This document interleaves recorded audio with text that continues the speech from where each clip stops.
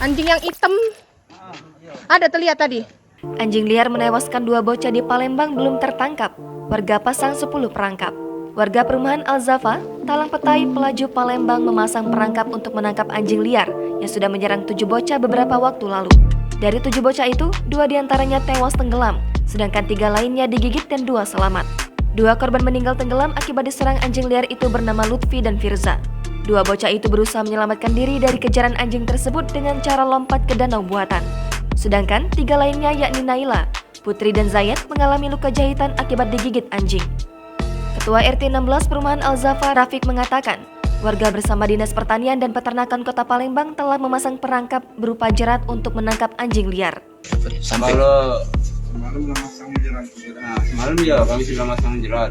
Oh, sudah pasang jerat. Lebih dari 10 perangkap dipasang di sekitar sawah dan permukiman di belakang perumahan, tempat anjing itu melintas. Untuk mencegah adanya lagi korban anak-anak, kini anak-anak di kompleknya dilarang main di luar rumah ketika sore dan pagi hari. Warga berencana kembali mencari keberadaan anjing liar yang dimaksud untuk menjaga keamanan lingkungan sekitar. Ciri anjing itu, badan hitam dan putih pada moncongnya. Tak hanya para warga, Satuan Polisi Pamong Praja atau Satpol PP Kota Palembang pun bertindak. Satpol PP bersama instansi dari Kecamatan Pelaju, Dinas Pertanian dan Ketahanan Pangan menindaklanjuti penangkapan para anjing liar.